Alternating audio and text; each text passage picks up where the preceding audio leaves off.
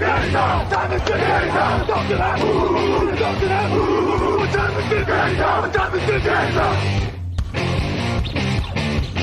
gun, Hulk left slot, Dixie left, T left, Mercedes, wide chip, Ricky, Bieber left, 75, Katie, Omaha, quick going.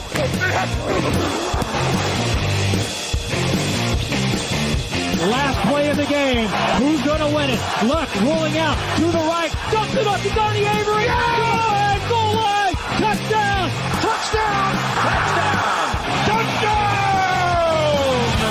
Salut à tous et bienvenue pour ce nouveau rendez-vous preview de draft sur les antennes de Touchdown Actu pour ce 416e numéro des épisodes de Touchdown Actu donc consacrés spécifiquement à la draft. Comme je le disais, on entre dans cette dernière ligne droite qui nous amènera donc au repêchage du 29 avril prochain. On terminera d'ailleurs au cours de cette semaine la partie offensive avec des positions qui vont être très très suivies pour cause.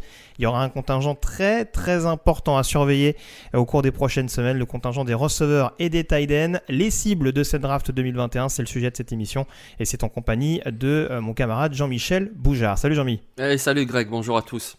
Très heureux d'être avec toi et d'être avec vous. En effet, pour ce nouveau numéro, il y a beaucoup de choses à dire. Va y avoir en effet, on aurait pu tout simplement faire un podcast de 3 heures tellement il y a de noms, de candidats intéressants, de profils différents. On a essayé d'être le plus synthétique possible tout en mettant en valeur donc les joueurs les plus en vue, les joueurs les plus à surveiller durant cette période. Donc on démarre tout de suite notamment avec les premiers chapeaux dans cette émission. Hey, what's up? This is Nate Burleson, 11-year NFL vet, all over the place in TV right now, and you are listening to the Touchdown Podcast.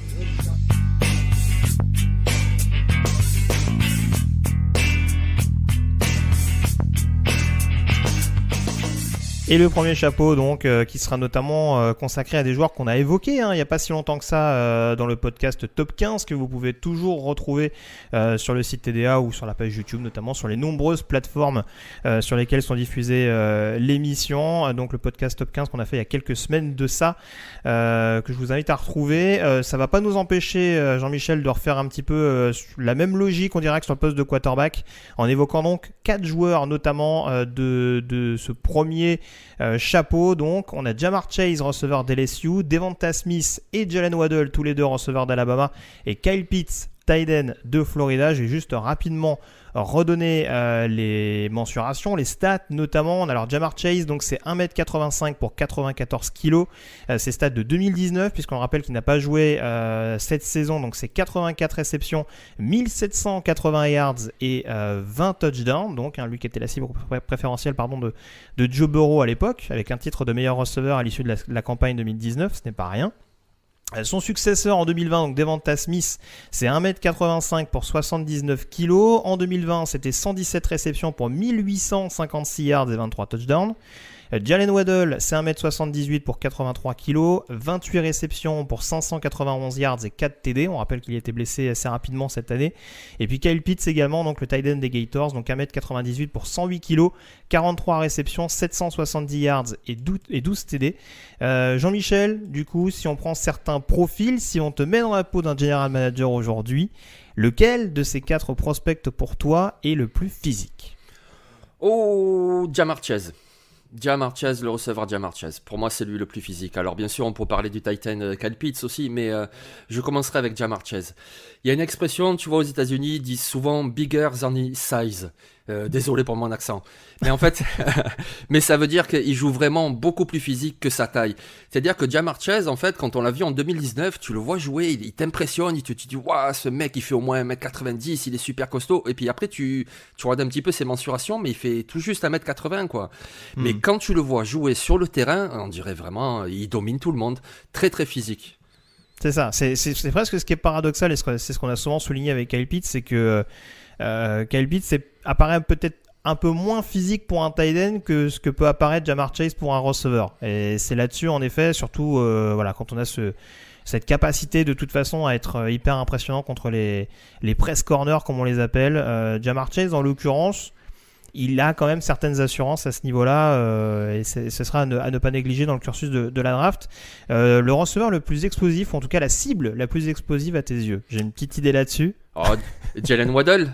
Ouais, par exemple. Ah ouais, par exemple, ouais, c'est le genre de gars, tu lui donnes le ballon, même sur une petite slant, une petite screen, et puis il va te gagner 20 yards sans problème. Avec un cut, il accélère, et puis tu le rattrapes pas, en fait. Donc, C'est ça. Il y a 2 matchs, notamment, là, on le répète encore une fois, c'est vrai qu'il y a eu sa blessure, notamment qui va être très épié par les scouts et les équipes en règle générale. Il y a 2 matchs, moi, qui me sautent aux yeux si tu veux voir un petit peu de quoi est capable Jalen Waddle. Il y a ce match contre Georgia en début d'année, forcément, où en plus, vu l'opposition au poste de corner, c'était assez notable. Et de mémoire, je vais pas dire de bêtises, mais il me semble que le match contre Auburn, l'année passée, il avait fait un petit festival également. Je crois qu'il doit marquer 3 TD sur ce match-là, et il avait vraiment été assez dominant et extrêmement explosif également. Même dans un rôle un peu plus discret, il avait quand même réussi à crever l'écran, et c'est vrai que c'est là où on voit le panel assez vaste. Et en tout cas, ce que recherchent encore plus les équipes NFL aujourd'hui, c'est des joueurs hyper explosifs. Et sur ce quatuor, je te rejoins, c'est vrai que Waddle présente le plus de capacité. Qui a la meilleure capacité de tracer ? Je dirais Devonta Smith. Parce qu'il est très précis. Et en plus, ce que j'aime beaucoup, c'est qu'il est très précis dans beaucoup de zones. C'est-à-dire qu'il va être très précis dans le slot, il va être très précis à l'extérieur. Moi, je pense à Devonta Smith. En plus, avec sa vitesse, ça le fait. Mais il est vraiment très précis dans ses tracés. Ouais, tout à fait. Alors, tu m'excuses pour la question piège, mais on sait que l'année dernière, Jerry Jeudy, par exemple, qu'on peut un petit peu comparer à Devonta Smith dans cette logique-là, était considéré comme peut-être le meilleur réalisateur de tracé, si je peux parler ainsi. Est-ce que Devonta Smith, ça t'impressionne encore plus ? Ou est-ce que il est peut-être plus complet, mais il est peut-être pas aussi fort que Jeudy dans ce domaine-là? Oui, voilà, c'est exactement ce que tu dis. C'est-à-dire que j'étais plus impressionné encore par Jeudy l'année dernière en tant que route runner. C'était vraiment, c'est l'école même. Tu regardes Jeudy courir ses tracés, c'est exceptionnel. Et je pense qu'il va vraiment beaucoup plus réussir que ce qu'il a fait avec Denver sa saison rookie. Devonta Smith, c'est plus parce que comme tu dis, il est complet. Avec en plus la vitesse, avec en plus il a je trouve de meilleures mains. Mais il court très bien les tracés. Alors c'est pas au niveau de Jerry Jeudy, mais quand même. Sur ce quatuor, qui pour toi a les meilleures mains? Les meilleures mains, moi je dirais Kyle Pitts. C'est-à-dire c'est quelqu'un qui relâche aucun ballon. Mais j'ai pas souvenir de l'avoir vu relâcher un ballon. Donc ouais, voilà. Déjà il s'impose physiquement. Et puis alors en red zone, puisque c'est souvent là qu'on utilise le tight end, il est très très très très fiable. Il a des super mains. Oui, et puis on rappelle encore une fois, c'est vrai que c'est ce tight end qui a la capacité notamment d'être utilisé face à des corners assez régulièrement. Et en effet, même avec la vivacité d'un corner en face, justement, même face à des joueurs un peu plus press, alors encore une fois, il y a du gabarit en face, hein, c'est sûr. Mais c'est vrai que voilà, il y a quand même cette concentration. C'est vrai que les drops, c'est pas forcément sa marque de fabrique. On parlera peut-être de son coéquipier à Florida où ça va peut-être sauter un peu plus aux yeux, notamment au Senior Bowl. Lui, en tout cas, pour l'instant, il n'inquiète pas spécialement dans ce domaine-là. Les aptitudes en 1 contre 1, justement. Ja'Marr Chase. Il est vraiment impressionnant. Pour tout ce qui est catch contesté, il est impressionnant. Il peut attraper le ballon au-dessus de la tête du corner, il peut l'attraper en extension, en étant dans ses bras, si la balle n'est pas tout à fait bien lancée. En 1 contre 1, Ja'Marr Chase, c'est un diable. Très bien. Là, je te rejoins encore une fois. C'est sûr que il avait en tout cas cette capacité, cette vivacité sur la menace profonde. Mais on a vu, en effet, on en parlait lors d'un précédent podcast, que vu l'opposition qu'il a eu face à lui sur certaines rencontres, il s'en était plus que bien sorti en effet de par cette aptitude. Côté personnalité, si tu devais choisir un leader de vestiaire, je dirais un joueur en tout cas avec une personnalité vraiment forte, vers qui irait ta préférence? Bah écoute, je vais peut-être un petit peu biaiser. Moi, je prendrais la personnalité de Devonta Smith, et pas dans le sens leader de vestiaire, mais dans le sens le gars vraiment fiable, c'est-à-dire caractère posé, travailleur. Le peu de fois où je l'ai entendu s'exprimer, voilà, tu sens vraiment le gars, il n'y aura pas de problème, il n'y aura pas de soucis extra-sportifs, il n'y aura pas de soucis avec son coach s'il joue pas assez. C'est vraiment quelqu'un de fiable. Alors après, c'est plus un leader silencieux, il va donner l'exemple sur le terrain, c'est pas quelqu'un qui peut rameuter les troupes, mais il est vraiment très très fiable. En tant que JM, je le prends et j'hésite pas une seule seconde sur son caractère. Qui pour toi a la meilleure marge de progression dans ce lot? Bonne question. Je dirais peut-être Jalen Waddle finalement. Parce que son utilisation à Alabama, c'est un petit peu, alors je vais pas dire gadget, ou alors je dis gadget, mais c'est pas réducteur, mais c'est quelqu'un qui peut faire beaucoup de choses. Par contre, on se demande encore s'il peut être un vrai receveur numéro 1. Mais je pense que justement, il a sans doute cette capacité-là. Donc, je dirais Jalen Waddle pour la progression. Ouais, très clairement. Je prenais l'exemple encore une fois de Smith avec Judy. On a beaucoup comparé Waddle avec Ruggs, en effet. On voit que Ruggs, pour l'instant, même s'il a fait une campagne rookie honorable, je parle sous ton contrôle, Ouais, blessure également. Voilà, pour l'instant, il n'a pas complètement rassuré sur son aptitude à être numéro 1, mais il n'y a pas non plus. On était très optimiste, on continue de l'être sur sa marge de progression qui reste plus qu'intéressante. Du coup, ton titulaire le plus sûr, le premier jour de la saison régulière. Devonta Smith. Devonta Smith, ce qu'il a montré, même l'année dernière, quand c'était déjà qu'il y avait aussi Jeudy, il y avait aussi Ruggs, il y avait plein de monde, il arrivait déjà à tirer son épingle du jeu. Et cette année, ce qu'il a fait, vraiment, il a porté Alabama sur ses épaules. Moi, je pense que dès le premier jour, il est opérationnel. C'est vrai que ce qu'a fait Ja'Marr Chase en 2019, c'est impressionnant, mais vu qu'il n'a pas joué cette année, c'est pas que j'ai des doutes, j'ai pas de doutes, mais Day One, moi, je dis Devonta Smith.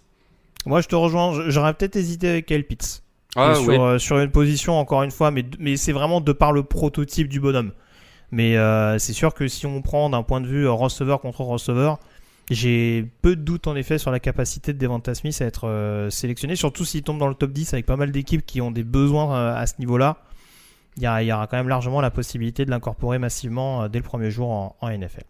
On a fait le tour sur ce premier chapeau. Je vous rappelle que vous pouvez encore une fois avoir plus d'informations détaillées sur ces prospects, notamment par le biais des fiches top 15. On avait fait également lors des premiers podcasts de preview, enfin en tout cas des premiers podcasts draft, des chroniques que tu préfères pour comparer les différents intéressés et leurs aptitudes personnelles. Donc vous pouvez vous référer à ces podcasts-là. On développe dès à présent avec le deuxième chapeau. 4 joueurs également, 2 receveurs et 2 tight ends. On va commencer par Rashad Bateman, receveur de Minnesota, 1m85 pour 95 kg. En 2020, avec la saison écourtée de Minnesota, c'est 36 réceptions, 472 yards et 2 touchdowns. Receveur enfin numéro 1, je dirais, du côté de Minnesota avec le départ de Tyler Johnson. C'est un receveur qui apporte un très bon compromis. On parlait de joueur complet, c'est le cas de Rashad Bateman. Il manque peut-être encore ce petit surplus où on se dit c'est peut-être le joueur qui va réussir à tout exploser en NFL. Oui, c'est fort possible, oui. Et tu vois, un des doutes, par exemple, avant de parler de ses qualités, c'était un petit peu sa vitesse, son manque de pointe de vitesse, etc. Et puis là, il y a quelques jours, on l'a vu, il a couru un sprint de 40 yards, il a fait 4,39.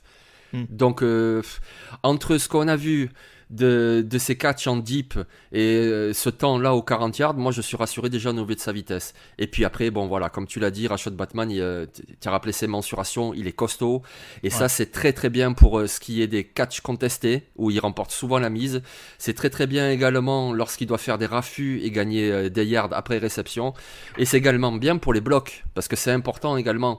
Un rookie, s'il n'arrive pas à bloquer en situation de run ou même pour une passe pour un coéquipier, il joue pas. Et lui, il va jouer parce qu'il a cette capacité-là. Ouais. Est-ce que ça te paraît juste si je te dis que ça peut être peut-être le Justin Jefferson de cette classe ? Oh non, ouais, ça ressemble, ouais, effectivement. Et même si on vise un peu plus haut, s'il se développe bien, moi je le vois bien comme un Michael Thomas des Saints. Oui, aussi, ouais. Joueur très costaud comme ça, tu vois, qui s'impose.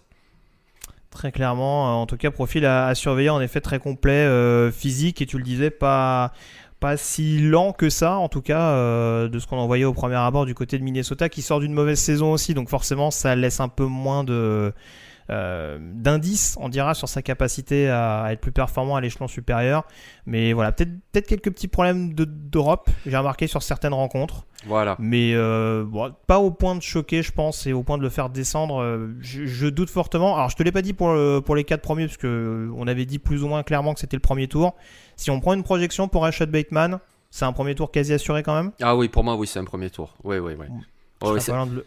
Vas-y. C'est un receveur numéro 1. Il n'y a pas de souci là-dessus. C'est le receveur qui va te faire bouger les chaînes à tous les matchs. C'est un receveur numéro 1.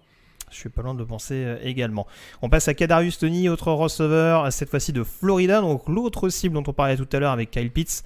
1m80 pour 86 kg en 2020, c'est 70 réceptions, 984 yards et 10 touchdowns, donc le receveur le plus productif, en tout cas la cible la plus productive sur le campus de Gainesville en 2020. Là pour le coup, c'est pas le même profil que Rashad Bateman, mais c'est un sacré couteau suisse. Oui, c'est ça, exactement. C'est quelqu'un de très très vif et c'est quelqu'un qui peut faire beaucoup de choses sur le terrain. Moi, tu vois, il me fait penser par exemple à Curtis Samuel, parce que quand tu vois Kadarius Toney, au départ, tu penses plutôt à quelqu'un qui va surtout attaquer la profondeur. Mais en fait, pas du tout, il le fait aussi, mais c'est vraiment pas que ça. C'est quelqu'un qui peut faire beaucoup de choses, tu peux même lui donner le ballon à porter, et comme un coureur, il va le porter. C'est quelqu'un qui, sur des slants, va gagner beaucoup de yards ensuite. C'est quelqu'un qui peut attaquer des tracés dans le slot ou même à l'extérieur. C'est une arme offensive, une belle arme offensive. C'est ça. Alors après, encore une fois, je parlais tout à l'heure lors de son Senior Bowl, c'est vrai qu'il avait un peu perturbé. Alors c'est vrai que pour le coup, ça n'avait pas choqué en plus lors de sa saison du côté de Florida, mais il avait vraiment montré au Senior Bowl, notamment aux entraînements, qu'en 1 contre 1, il restait un joueur extrêmement dangereux, difficilement jouable en tout cas. C'est très difficile de suivre Kadarius Toney dans de nombreux compartiments du jeu, encore plus dans le domaine intermédiaire. Mais c'est vrai qu'il a quand même montré une certaine... un certain déchet au niveau de la réception qu'on lui connaissait pas forcément, et c'est peut-être ce qui a fait reculer un petit peu sa cote. Après, encore une fois, le spécimen est tel. Alors encore une fois, je suis pas un expert des comparaisons et je veux voir ce que toi t'en penses, hein. Peut-être que tu as un meilleur exemple, mais c'est peut-être le côté Florida qui me fait dire ça. Il y a un côté Percy Harvin quand même dans le jeu de Kadarius Toney. Ah oui, aussi, oui, ça correspond bien. Et tu vois, au niveau des drops, moi je suis pas très inquiet, parce que c'est vrai qu'au Senior Bowl il en a fait quelques-uns, et certains qui étaient vraiment marrants même. Tu disais mais c'est pas possible quoi. Mais en fait, c'est des drops de concentration. Mais ouais, je sais pas d'où ça vient sans doute, ou peut-être de nervosité, mais parce que quand tu vois dans sa saison, tu as pas vu ça. Il a pas fait ces drops là, il avait des mains fiables. Donc du coup, je suis pas très inquiet à ce niveau-là. Après là, où je suis un peu plus inquiet, c'est au niveau de son physique, parce qu'il est quand même assez léger, et je pense que face à des press corners, ça va être un petit peu compliqué. Après, il faudra voir, tu vois, c'est un petit peu l'inverse de Devonta Smith au niveau hors terrain. Il faudra voir un petit peu ce que ça donne, parce que même si les soucis remontent, je crois que c'était en 2018, mais il y a quand même eu des soucis. Je veux dire, il vient pas de Florida pour rien non plus, le gars. Hein. Donc voilà, il faudra voir comment ça joue. Donc il va finir avec Urban Meyer, c'est ce que tu nous as dit. Ouais, c'est possible, oui. Bah, il a été pris la main dans le sac avec un flingue dans la voiture, il y a eu des histoires de bagarre, en fait, des choses comme ça, quoi. À suivre. Il y en a quelques-uns, des prospects avec des flingues dans leur voiture, non? Ouais. Il me semble que c'est ce qu'on avait dit sur Jamin Martin, le running back de North Carolina A&T. Donc, c'est dangereux les États-unis, ils sont armés. Il paraît. Ouais. Plus dans certains coins que dans d'autres, mais apparemment du côté de la Floride, on l'a remarqué 2-3 fois. Ouais. On passe au tight end à présent avec Pat Freiermuth, tight end de Penn State, 1m98 pour 113 kg. Saison un petit peu marquée également en 2020 par quelques pépins physiques. C'est quand même 23 réceptions, 310 yards et un touchdown pour le joueur des Nittany Lions. Je dirais presque le joueur le plus complet sur le papier, en tout cas parmi les principaux tight ends, notamment au bloc. Est-ce qu'il y a quand même des points qui t'inquiètent, notamment au niveau de la réception du côté du joueur de Penn State? Non, la réception, non. Surtout ce qu'il avait montré en 2019 en plus. Non, ça, je suis pas du tout inquiet. C'est quelqu'un qui a vraiment porté son attaque en plus. C'était l'option numéro 1 et il a assumé, et de fort belle manière. Donc à ce niveau-là, je suis pas du tout inquiet. Il est costaud, il fait des bons tracés. On rappelle que les tight ends à Penn State, c'est un peu comme à Notre-Dame ou dans ce genre de programme, notamment ces dernières années. Mike Gesicki, par exemple, sort de Penn State. Oui. Donc il y a quand même une culture, mine de rien, pour développer des tight ends efficaces. Ouais, exactement. Donc du coup, il était vraiment utilisé de plein de façons. Il pouvait être sur la ligne, au moins dans l'engagement, ou alors il pouvait être aligné dans le slot. Il a fait beaucoup de choses comme ça. Après, tu vois, au niveau du bloc, c'est vrai qu'en 2019, je l'avais trouvé très bon, très complet. Et puis en 2020, il m'a pas rassuré à ce niveau-là. Alors, il m'a pas inquiété non plus, mais c'est vrai que je le vois pas tant que ça comme un si bon bloqueur en fait.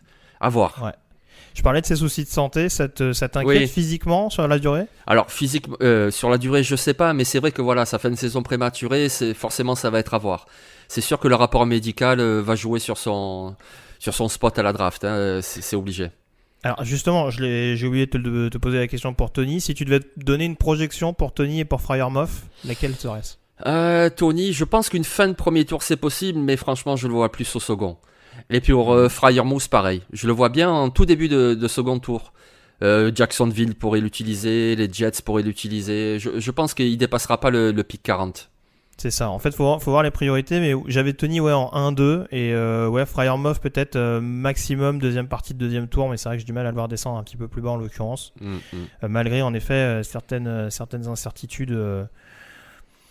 sur notamment son état de santé. On passe à... Mais bon, il y aura d'autres cas bien plus particuliers niveau médical que Pat Freiermuth, entendons-nous bien. Oui. Et puis autre tight end également à surveiller, Brevin Jordan, tight end de Miami, 1m92 pour 111 kg. En 2020, c'est 38 réceptions pour 576 yards et 7 touchdowns. Alors on parlait de Kyle Pitts qui est un tight end, qui est un receveur dans la peau d'un tight end, je vais y arriver.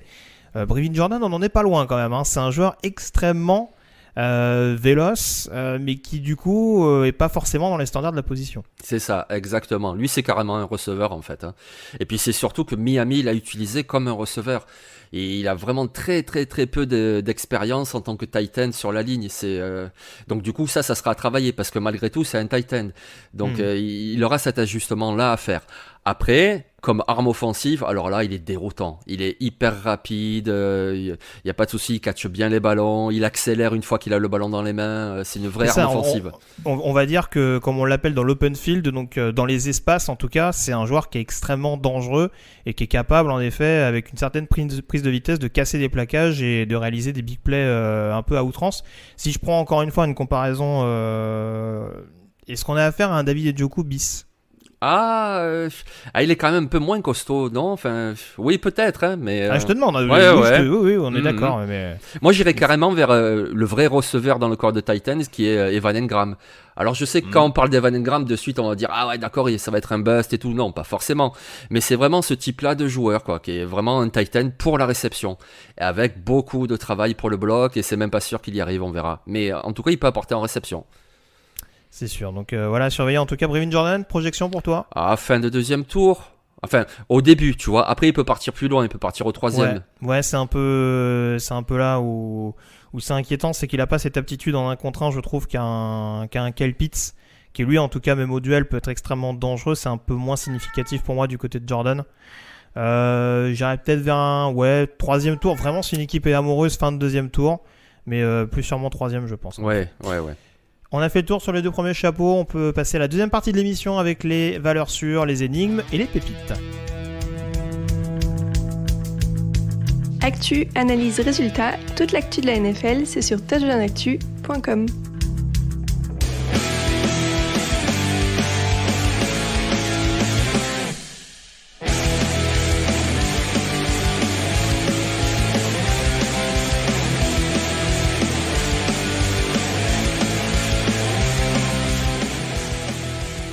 Et on commence avec les valeurs sûres, on l'a dit, il y a pas mal de profils à surveiller sur le poste de receveur et on va détailler tout de suite avec une valeur sûre commune, hein, même si c'est toi qui me l'as soufflé, mon cher Jean-Mi. Elijah Moore, receveur d'Ole Miss, 1m76 pour 83 kg en 2020, c'est 86 réceptions pour 1193 yards et 8 touchdowns. Joueur absolument explosif dans le système offensif des Rebels et de Lane Kiffin, hein, en l'occurrence. On sait que pour développer les attaques, c'est pas trop mal en règle générale et Elijah Moore a vraiment été la pierre angulaire de cette équipe.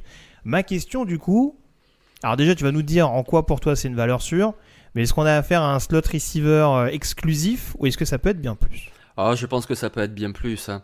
Alors, les 2 gabarits sont très différents, hein. C'est pas une comparaison que je vais faire, mais tu vois, on disait exactement la même chose d'Edgy Brown. Quand il est sorti d'Ole Miss, beaucoup disaient ouais mais c'est un slot, donc du coup etc. Et puis on voit très bien ce que fait Edgy Brown avec Tennessee. Il joue dans le slot, mais il joue aussi à l'extérieur, il fait plein de choses. Et je pense qu'Elijah Moore, ça peut être plein de choses. Alors c'est pas le même gabarit évidemment, hein, je veux dire, il est beaucoup plus léger. D'ailleurs il a surtout joué dans le slot à Ole Miss, mais je pense que sa capacité d'accélération et puis surtout sa fiabilité lui permettra de faire beaucoup de choses. C'est-à-dire sa fiabilité, je parle des mains qui sont sûrs, qui sont fiables, et je parle aussi de sa qualité de tracé. C'est quelqu'un qui est productif depuis 2 ans, 3 ans avec Ole Miss, et c'est pas pour rien. Il n'a pas toujours eu les très bons quarterbacks. Celui d'Ole Miss, Matt Corral, est plutôt bon, mais il fait aussi des erreurs, et pourtant Elijah Moore, il produit, et il produit tous les ans. Il a vraiment tout ce qu'il faut pour aller en NFL. Ouais, c'est ça. Alors après, oui, c'est sûr qu'il y a le physique en effet qui joue un petit peu contre lui. C'est sûr que il va pas forcément être efficace sur toutes les phases de jeu, entendons-nous bien. Et c'est vrai que je parlais tout à l'heure de cette capacité à être dangereux dans l'open field. C'est ce qui fait qu'on a beaucoup utilisé Moore, notamment plutôt dans la partie centre du terrain, mais avec aussi des problématiques. C'est que je trouve qu'en termes de tracé, il a peut-être pas vu suffisamment de choses du côté d'Ole Miss. On l'a beaucoup utilisé dans un rôle où il était excellent. et où je pense qu'il continuera d'exceller en NFL. Mais voilà, est-ce que c'est suffisamment varié? Là, pour le coup, il va quand même avoir besoin d'un coaching staff pour lui faire voir un peu plus de choses et du coup de développer un peu plus son panel. Mais il y a quand même pas mal d'armes à disposition, notamment cette explosivité, ces bonnes mains. En effet, je te rejoins là-dessus pour éventuellement être performant à l'échelon supérieur. Oui, moi je suis rassuré. Tu vois, à l'université, ils sont pas là pour développer les joueurs en fait. Ils sont là pour gagner des matchs. Et vu ce que faisait Elijah Moore dans le slot, il n'y avait pas de raison de faire autre chose. Donc du coup, ils l'ont utilisé vraiment là. Mais ça ne veut pas dire qu'en NFL, il ne sera pas capable d'avoir un panel plus large. Très clairement. Autre joueur extrêmement explosif, alors que j'ai retenu en valeur sûre, Jalen Darden, receveur de North Texas, 1m76 pour 77 kg. Cette saison avec le Mean Green, c'était 74 réceptions, 1190 yards et 19 touchdowns. Joueur absolument passionnant à voir jouer. Là, dans la NFL moderne, on aime les receveurs explosifs. Alors, je sais pas en l'occurrence s'il sera plus un. Je l'ai mis en valeur sûre en tant que slot receiver dans un premier temps. Faudra voir éventuellement s'il est capable, parce que là, en l'occurrence, il est un peu moins costaud qu'Elijah Moore, et on a déjà évoqué justement ce point qui peut paraître un petit peu rédhibitoire selon les séquences pour le receveur des Rebels. Là, en l'occurrence, Jalen Darden, c'est là encore un couteau suisse, un joueur que tu peux utiliser sur n'importe quelle phase de jeu, mais c'est une machine à première tentative. Ah oui, exactement, c'est ça. Et puis, tu vois, il a mis 19 touchdowns cette année, il en a mis 12 l'année dernière. Je veux dire, c'est quelqu'un, il sort pas comme ça du chapeau, il produit déjà depuis un bon moment. Et en plus, ce qu'il a, notre avantage, c'est qu'il produit en équipe spéciale. Oui. Parce qu'il te retourne les punts et il les retourne très très bien. Et ça, c'est important aussi dans un match. Donc oui, peut-être qu'il sera utilisé dans un premier temps que dans le slot, en attaque, mais il va t'apporter aussi en équipe spéciale. Donc c'est un vrai atout. C'est ça. Et pour le coup, c'est quand même un joueur, parce qu'on parlait notamment tu parlais notamment d'Ole Miss sur le poste de quarterback. Il y a eu un changement de quarterback avec un quarterback vétéran qui a quitté le campus l'année dernière. Et ça ne l'a pas empêché non seulement de conserver cette marge de progression, mais en plus d'être encore plus dominateur, quoi, je trouve, dans cette attaque. Donc voilà, c'est sûr qu'il aura une opposition un peu plus conséquente en NFL que celle qu'il a rencontrée en conférence USS. C'est forcément quelque chose qu'on va mettre en point négatif, mais ce sera un joueur hyper excitant à avoir joué et il me tarde de le voir en NFL. Je pense qu'il y a pas mal de franchises qui s'en frottent les mains. Je t'avais pas posé la question pour Elijah Moore sur sa projection. Moi, je le vois au deuxième tour. Moi je l'avais en 2-3, donc je te rejoins. Je pense que s'il y a une équipe qui est vraiment amoureuse, je suis pas loin. Et encore une fois, je pense que comme on est en NFL et qu'il faut rentrer dans des cases, le côté physique va peut-être le desservir par rapport à d'autres receveurs un peu plus puissants. Mais deuxième, troisième tour, ça me paraît une bonne indication. Jalen Darden, je l'avais plutôt au troisième. Qu'est-ce que tu en penses? Oui, c'est ça. Oui, troisième, voire quatrième. Mais oui. De toute façon, il est électrique. Et comme tu dis, dans la NFL en ce moment, on aime beaucoup ça. Et il y a raison. Donc oui. Je vous rappelle d'ailleurs au passage, Jalen Darden, je l'avais mis dans le top 100 que vous pouvez retrouver également sur le site Touchdown Actu. On avait fait un article notamment avec un big board donc consacré sur les supposés, en tout cas 100 meilleurs joueurs du plateau. Et puis juste pour la transition également, un autre article que vous pouvez retrouver sur le site de Touchdown Actu, c'est notamment les invités au Combine, donc le fameux Combine virtuel cette année forcément de par la crise sanitaire. Il y a à peu près 1/6 du contingent des invités au Combine, en tout cas de ceux qui sont mis en valeur, qui sont des receveurs. Donc voilà, sur 11 ou 12 positions, c'est dire un peu l'impact de cette position et à peu près le volume important de joueurs qu'on pourrait retrouver lors de la draft. Et vous verrez que notamment dans le top 100 que j'évoquais, il y en a moult, dont en l'occurrence donc Jalen Darden et Elijah Moore. On termine avec la dernière valeur sûre au poste de tight end. C'est un joueur de Boston College, Hunter Long. 1m98 pour 115 kg, 57 réceptions, 685 yards et 5 TD avec les Eagles en 2020, joueur qui a pris un impact non négligeable dans cette attaque de Boston College, notamment grâce à ses bonnes mains. Oui, c'est ça, exactement. Lui aussi, comme Faramo, c'était l'option numéro 1 en attaque de son équipe et il a tout à fait assumé ce choix. Alors Hunter Long, si tu veux, il n'a pas une qualité vraiment extraordinaire, par contre il fait tout bien. C'est-à-dire qu'il est bon en tracé, il est bon en bloc, il est bon en réception, c'est vraiment le joueur fiable par excellence. J'avais pris l'exemple sur le Slack du site, mais il me faisait quand même beaucoup penser à Dawson Knox, notamment, qui est arrivé très brut en provenance d'Ole Miss. Alors je trouve que Hunter Long a eu une production un peu plus importante encore que ce que pouvait avoir Knox à l'époque du côté d'Oxford. Mais il y a ce côté, en effet, comme tu dis, un tight end vraiment extrêmement complet, extrêmement valeureux, notamment dans les 1 contre 1, alors qu'il a entre guillemets, il paye pas de mine. En tout cas, c'est pas le plus agile sur la position, mais c'est un joueur qui vraiment peut être extrêmement précieux et peut être un numéro 1 assez rapidement en NFL. Surtout que c'est pas une position, on a des tight ends hyper sexy dans chaque équipe. Donc très franchement, ça peut être un joueur à surveiller. Ta projection du même coup? 4e tour. Ouais, je l'avais 3e, 4e. Ouais. Pour le coup, il était vraiment aux portes du top 100 qui est sur le site. Donc je suis pas loin de te rejoindre là-dessus. On a fait le tour sur les valeurs sûres. Les énigmes à présent, Jean-Michel, avec un nom que tu as très bien choisi, je dois le dire. Simi Fehoko, receveur de Stanford, 1m95 pour 103 kg. Cette saison, donc c'est 37 réceptions, 574 yards et 3 TD. On rappelle, saison de Pac-12 écourtée. C'est le receveur le plus productif, il me semble, du Cardinals cette année. Donc ça explique également pourquoi le chiffre n'est pas forcément hyper impressionnant de prime abord. J'avoue, Fehoko, c'est un profil extrêmement intriguant. Dis-nous en quoi, toi en tout cas, il t'incite à le placer dans les énigmes. Alors déjà, dans ses plus, il y a 2 choses. C'est qu'il est grand, et ça Oui. sert, tu vois. Et Oui. il est grand et rapide. Donc Oui. ça aussi, c'est très très bien. Il me fait penser un peu à Marquez Valdez-Scantling, tu vois, des Packers. Grand, rapide, qui peut attaquer la profondeur. Après, pourquoi c'est une énigme? Alors, sans revenir sur la saison écourtée de la Pac-12, il y a aussi le fait qu'il a joué que 16 matchs en 2 saisons. Il a été que 4 fois titulaire. Il y a aussi le fait que le gars, il a 23 ans. C'est-à-dire qu'en gros, il a 2 ans de plus que la plupart des receveurs qui se présentent. Et c'est parce qu'il est parti en mission, tu vois, c'est un truc de mormon, là, et donc il est parti pendant 2 ans. Alors, c'est bien, ça fera sans doute un jeune homme bien, posé, poli, tout ce qu'il faut, mais du coup, il a peut-être un petit peu de retard et il manque un peu d'expérience. C'est pour ça que pour moi, c'est une énigme, ce joueur. Il a tout ce qu'il faut, mais pour l'instant, on n'a pas encore vu l'étincelle. Mais du coup, 16 matchs joués, 4 fois titulaire, c'est peut-être pour ça aussi. Avec du travail, il peut devenir justement un bon receveur numéro 2, 3. Il m'intrigue.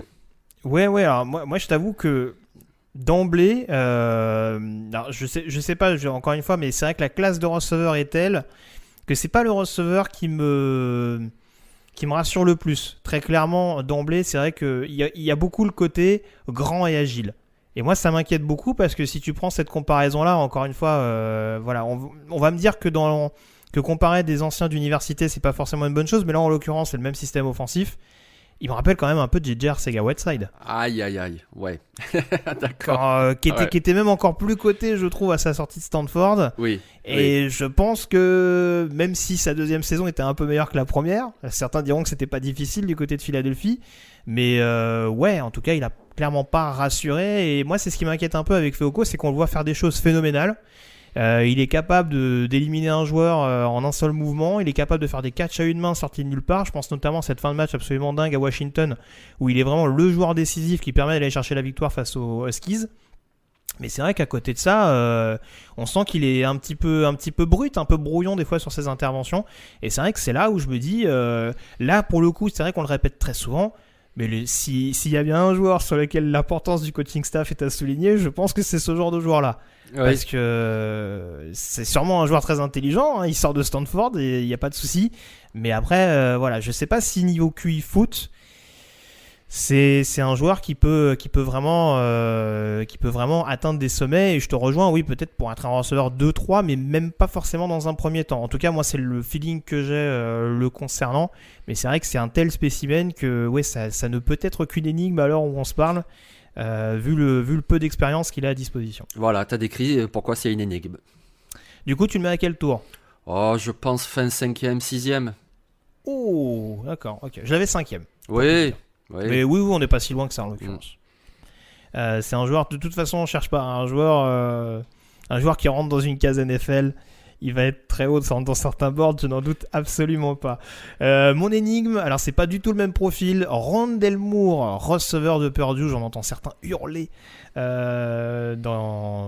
j'allais dire dans leur casque, mais non, ça veut rien dire comme phrase. Mais bon, bref, j'entends certains auditeurs s'offusquer. Mais en tout cas, Rondale Moore, c'est 1m75 pour 79 kg. Avec Purdue cette saison, c'est 35 réceptions, 270 yards et 0 touchdown. Aussi, parce que, je parle uniquement de la réception, bien entendu, aussi parce qu'il y a eu de nouveau, et de manière un peu trop fréquente, je trouve, ces 2 dernières années, des soucis de blessure pour Rondale Moore. Sauf erreur de ma part, c'est un joueur qui a longtemps considéré le fait de se mettre en retrait par rapport à la Covid, qui finalement a choisi de ne pas le faire. Et je sais pas si le jeu en valait vraiment la chandelle quand on voit que ça a été de nouveau une saison écourtée. Alors, pour ceux qui veulent éventuellement avoir une idée de ce que donne le spécimen, on rappelle qu'il a eu une saison 2018 absolument dingue, symbolisée notamment par ce match où il a mis en difficulté la défense d'Ohio State lors de l'upset créé par Purdue.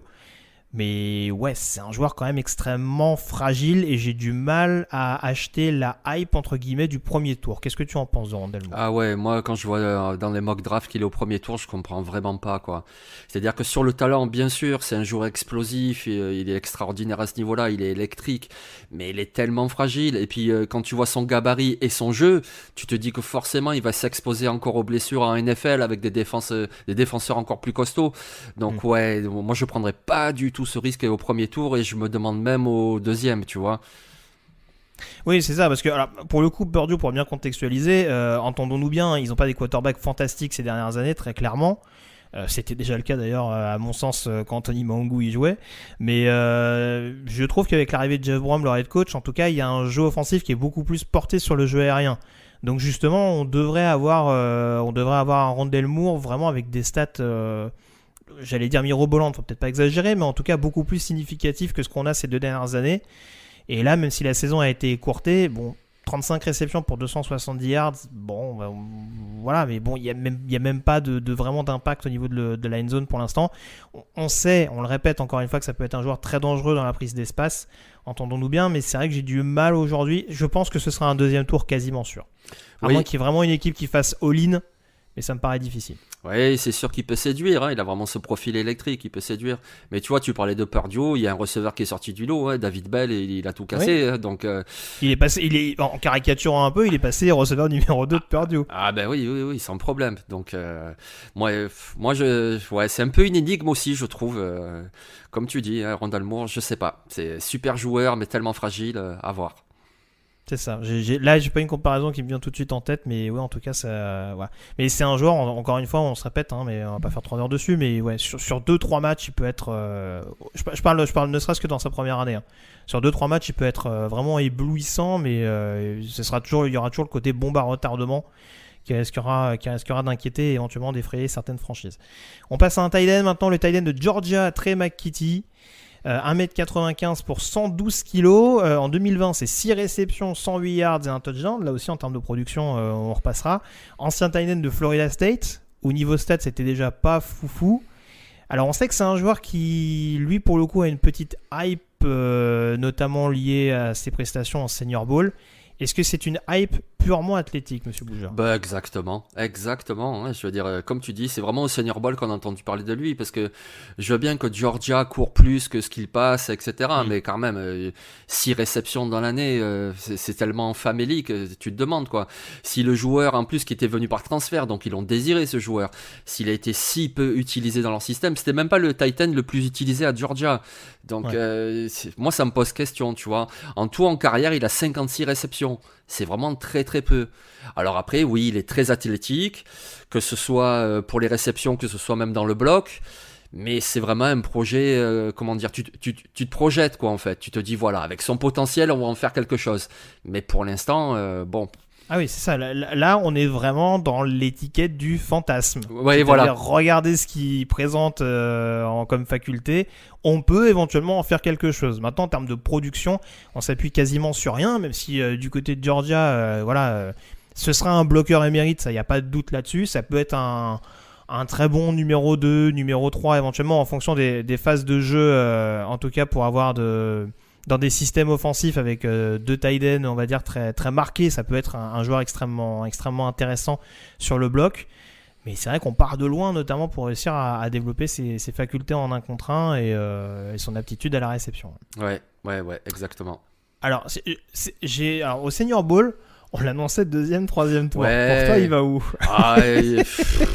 Après, bon, c'est toujours possible, hein, parce que voilà, comme tu le répètes souvent, des fois il y a des coachs qui se disent ah mais moi je vais y arriver avec lui, je vais faire un truc de malade, et donc c'est toujours possible, il a un gros potentiel, mais ça me faisait halluciner parce que alors le Senior Bowl c'est important, je suis le premier à le dire, c'est très important, on y voit beaucoup encore de choses. Encore plus cette année, ouais. Mais bon, quand même, c'est du Senior Bowl, quoi, c'est des entraînements, c'est un match amical, enfin non, moi je le vois quand même beaucoup plus tard. Enfin, si je suis GM, je le prends pas avant le 4e tour, hein. Il a du potentiel, mais bon. Bon. Ouais, 4e tour, ça me paraît raisonnable aussi. Encore une fois, on n'est pas là pour parler de 50 noms, il y en a pas mal déjà dans cette émission. Mais c'est vrai que si on prend le côté bloqueur qui peut performer à la réception, je préfère plus un profil à la Tommy Tremble, par exemple, de Notre-Dame. Mais ça, en l'occurrence, on aura sans doute l'occasion d'en reparler d'ici là. Mais c'est vrai qu'il y a beaucoup de tight end derrière, justement, le tiercé, voire quatuor de tête avec Hunter Long, où il y a quand même ces incertitudes et où ça apparaît plus comme des paris, notamment dans le domaine aérien, et Trey McKitty en fait partie. On termine avec les pépites, cette émission consacrée aux cibles, et on commence par un receveur d'Alabama Birmingham, Austin Watkins, 1m86 pour 94 kg. Cette saison avec les UAB Blazers, c'est 34 réceptions pour 468 yards et 3 TD. Alors, qu'est-ce qui te plaît chez Austin Watkins, qui est un joueur relativement complet, en l'occurrence, du côté de ce qu'on en a vu du côté de UAB. Moi, je trouve en tout cas qu'il lui manque ce petit côté, je parlais de cette référence en l'occurrence pour d'autres receveurs, il y a peut-être également cette référence qui lui manque. Qu'est-ce qui, toi, en tout cas, te laisse penser que ça peut être vraiment une pépite à l'échelon supérieur? Déjà, c'est le combo taille-gabarit. Voilà, il a une bonne taille, il est costaud, dans les catchs contestés, il est très bon. Déjà, c'est ça qui me plaît. Après, je le trouve plutôt fiable. Alors, il a un arbre de tracé un petit peu limité. Après, c'est sûr qu'au niveau de la compétition, de son opposition, c'était pas extraordinaire. Il est passé par le junior college, il a pas tout fracassé non plus au junior college. Et puis là, donc en conférence USA, c'était pas non plus extraordinaire. Mais voilà, c'est aussi du potentiel. C'est pour ça que c'est un sleeper. C'est quelqu'un que moi je vois bien un 5, 6e tour parce que voilà, il a ce combo taille-gabarit qui peut être très intéressant pour une équipe. Quelque part, il me fait penser un petit peu à Michael Gallup des Cowboys, tu vois, qui est arrivé lui aussi de Colorado State. Et puis c'était un petit peu, alors il avait une cote un petit peu supérieure, mais c'était un petit peu un projet aussi. Et finalement, qui s'est bien développé et maintenant c'est un receveur fiable en NFL. Et je pense qu'Austin Watkins a ce potentiel-là, d'ici 2-3 ans, d'être ce receveur fiable dans une équipe. Oui, non, je te rejoins encore une fois. Après, c'est pas le joueur qui m'a le plus impressionné. Et on rappelle qu'il sort d'un système où le jeu aérien était pas fabuleux non plus. On s'est beaucoup appuyé notamment sur le jeu au sol. Je parle en tout cas pour la campagne 2020. Et c'est vrai que les receveurs étaient un petit peu réduits à la portion congrue avec notamment son camarade Myron Mitchell. Voilà, ça se partageait un petit peu le temps de jeu, mais c'est vrai que des quelques flashs qu'on a vus d'Austin Watkins, je pense notamment au match d'ouverture, en tout cas le deuxième match de UAB du côté de Miami, qui a quand même une bonne défense, on en a vu quand même des choses assez intéressantes. Donc voilà, il y a une base de projet. Là pour le coup, il y a une production quand même qui est là. Après, en effet, il y a peut-être des attributs que tu citais à développer à l'échelon supérieur. Mais voilà, on va dire que il est bon dans beaucoup de domaines. L'idée, c'est de le rendre excellent dans certains. Voilà, pour en faire un joueur encore plus poli et peaufiné à l'échelon supérieur. Mais c'est vrai qu'il y a une base, encore une fois, intéressante sur laquelle travailler. Donc, tu avais dit 5e, 6e. Ouais, je l'aurais mis à peu près dans ces eaux-là, ouais. Dans cette idée, ma pépite, c'était Shi Smith, receveur de South Carolina, 1m78 pour 84 kg.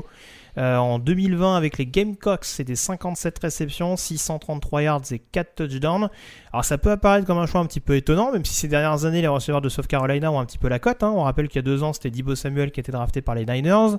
L'année dernière, c'est Bryan Edwards qui avait été récupéré par les Raiders. Donc Shi Smith apparaissait comme la relève en tant que receveur numéro 1. Il y a eu une année un peu compliquée, très clairement, du côté de Columbia, avec notamment beaucoup de déchets offensivement. Ça a d'ailleurs coûté la tête du head coach des Gamecocks.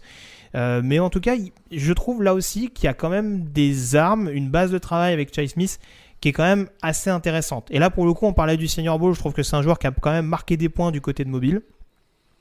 Donc ça va être très très clairement à surveiller. En termes de tracé, c'est pas celui qui m'impressionne le plus très clairement, mais je trouve qu'en tout cas il y a une certaine intelligence dans sa manière de faire. Encore une fois, c'est un joueur qui est quand même un peu véloce. On va dire que c'est pas un gabarit dingue, très clairement. J'ai donné ses mensurations, mais il m'apparaît peut-être pas aussi léger justement que ce que les chiffres peuvent laisser penser. Voilà, il y a quand même une certaine dextérité, un certain physique. Là aussi, je vais peut-être en faire à certains, c'est pas grave. Il me rappelle en termes de gabarit et en termes de capacité de développement Antonio Brown, qui était sorti au 5e tour, je crois que c'était Central Michigan à l'époque, c'est à fac. Ouais. Shi Smith, je trouve, a un profil assez similaire. Encore une fois, il faudra quand même qu'il ait une attaque un minimum en tout cas performante autour de lui, parce que s'il arrive dans une attaque où où là encore c'est en déliquescence, ça va pas lui permettre de progresser, mais c'est un joueur encore une fois que je peux voir en tant que numéro 2 crédible assez rapidement. Je te dirais peut-être 2e, 3e année, je le vois en bon receveur numéro 2 capable de vraiment se développer petit à petit. Et c'est aussi pour ça que ça me paraissait important de le désigner en tant que pépite. Je pense très clairement, ça peut être un 5e tour à l'heure actuelle. Un début de 5e tour, admettons. Ah oui, moi ça me paraît bien. Et moi je l'aime beaucoup. Tu sais, on va dire aux auditeurs, en fait, on se consulte très peu avant de démarrer le podcast pour garder un peu de fraîcheur. Et moi, sur les notes que j'avais prises sur lui, c'était main sûre. Parce que déjà, il a des mains très sûres, il ne relâche jamais le ballon.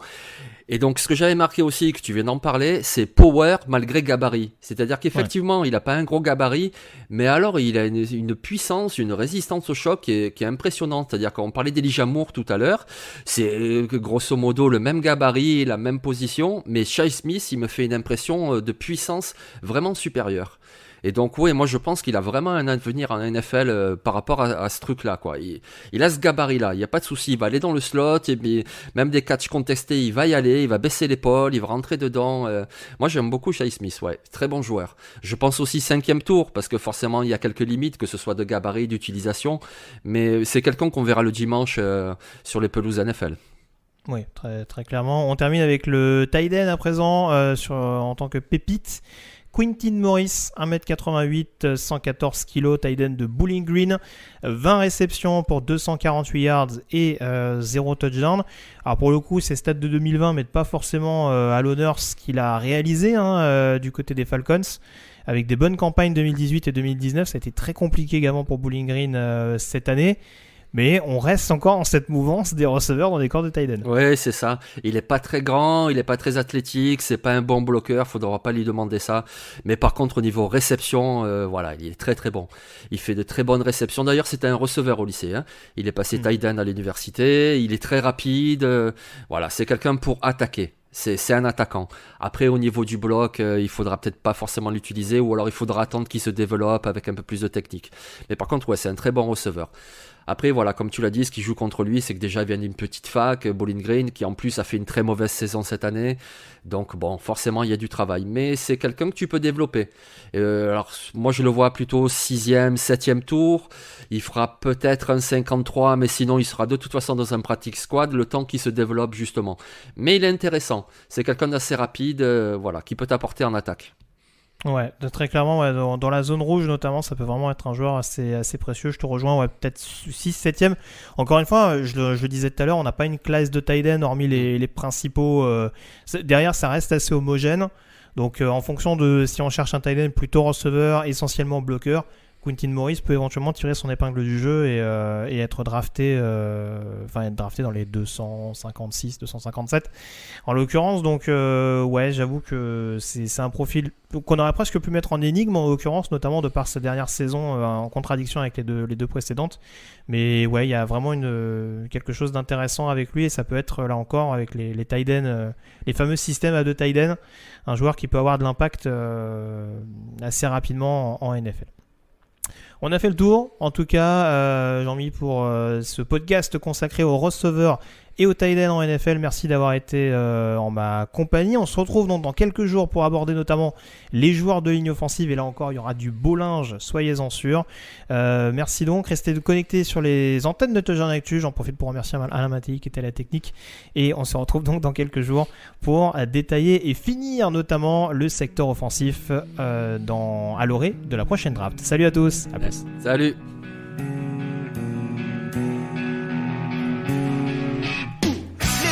Analyse, fromage et jeux de mots, tout sur le foutu est en TDAQ. Le mardi, le jeudi, tailgate au risotto, les meilleures recettes en TDAQ.